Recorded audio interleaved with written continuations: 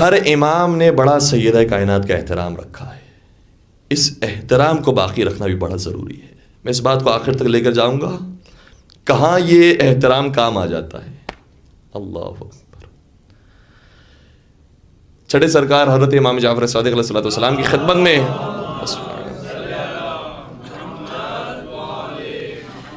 ایک صحابی آیا جس کا نام سکونی ہے. اگر کہنے لگا کہ فرزند رسول بڑی بری خبر لے کر آیا ہوں. کہا کیا ہوا؟ کہ میرے گھر میں بیٹی پیدا ہوئی. اللہ اکبر.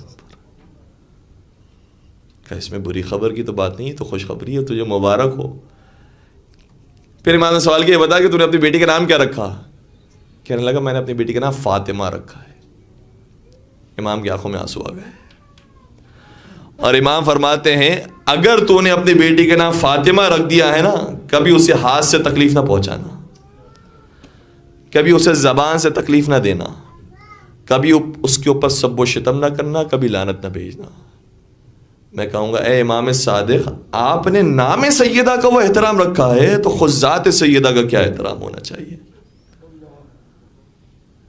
کسی کے اوپر نام بھی رکھ دیا جائے تو اس کا احترام ہو جاتا ہے، تو خود ذات سیدہ کا کیا احترام ہونا چاہیے. کیا ہستی تھی وہ جن کی شان میں آیت تطہیر اتری ہو. یہ کوئی مذاق بات ہے؟ یعنی ساری زندگی انسان کی کٹ جائے، ایک آیت نہ اترے. اور یہ ہستیاں وہ ہیں کہ ایک ایک عمل انجام دیتے جائیں اور خدا کی طرف سے آیتوں پر آیتیں نازل ہوتے جائیں. آیت تطہیر ان کی شان میں، آئے مباہلہ ان کی شان میں، آئے مودت ان کی شان میں، سورہ دہر ان کی شان میں، سورہ کوثر ان کی شان میں، سورہ رحمان ان کی شان میں، اور نہ جانے کتنی آیت ان کی شان میں. اور امام باقر کے بارے میں ملتا ہے جب کبھی بخار کی کیفیت میں، شدید بخار کی کیفیت اپنے اندر محسوس کرتے تھے، ایک پانی کا جام پیتے تھے اور پھر کہتے تھے یا فاطمہ یا فاطمہ. کیوں کہتے تھے؟ کہتے ہیں کہ جب میں کہتا ہوں یا فاطمہ میرے درد کی شدت کم ہو جاتی ہے.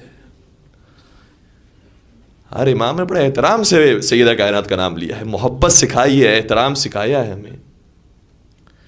نوے سرکار جب زیارت پر جاتے ہیں، مدینہ کے اندر یا موجود ہیں، قبر رسول کی زیارت کرتے تھے. قبر رسول کے ساتھ ہی جو گھر موجود ہے وہ خانہ بطول ہے. روایت کا جملہ یہ ہے کہ جب اپنی مادر گرامی کے گھر میں داخل ہوتے تھے، لیکن ماں ہے نا، اور یہ تو معصوم ہستیاں ہیں، گھر میں داخل ہونے میں کیا مذائقہ ہے، لیکن جب گھر میں داخل ہوتے تھے تو احترام خانہ سیدہ یہ ہوتا تھا کہ اپنی نالین کو باہر اتارتے تھے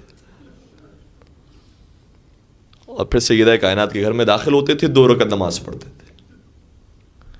یہ نوے اماموں میں احترام سکھا رہے جو خود امام معصوم ہیں. سیدہ کائنات کا بہت احترام رکھنا، یہ معمولی ہستی نہیں ہے. 8ویں سرکار کی بارگاہ میں ایک مومن آیا.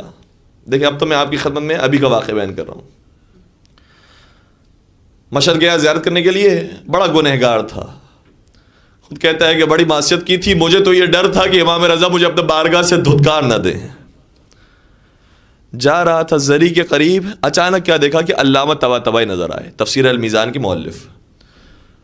کہنے لگا علامہ میں جا رہا ہوں امام کی بارگاہ میں، مجھے ڈر یہ ہے کہ امام مجھے دھتکار نہ دیں.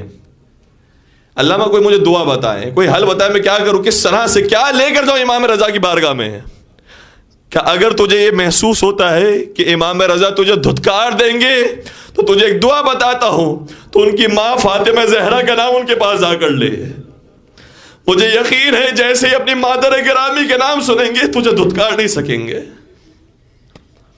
کہتے ہیں میں نے یہی کیا، میں گیا زری کے پاس، جیسے میں نے کہا یا فاطمہ الزہرا، میری خود بخود آنکھوں سے آنسو جاری ہو گئے.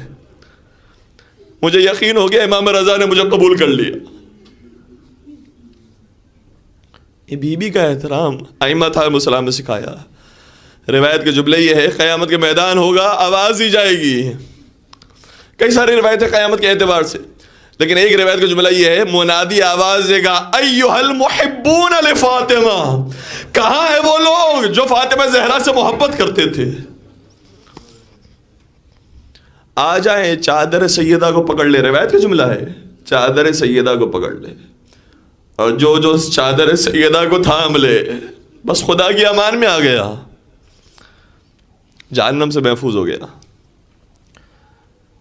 روایت کا دوسرا جملہ یہ ہے کہ کچھ لوگ میدان محشر میں ایسے ہوں گے کہ جن کا ایک نام پڑ جائے گا، اس گروہ کو کہا جائے گا یہ گروہ فاطمیون کا گروہ ہے، یہ فاطمہ کے چاہنے والوں کا گروہ ہے، ان سے پوچھ گچھ نہیں ہوگی، انہیں جنت میں داخل کیا جائے گا۔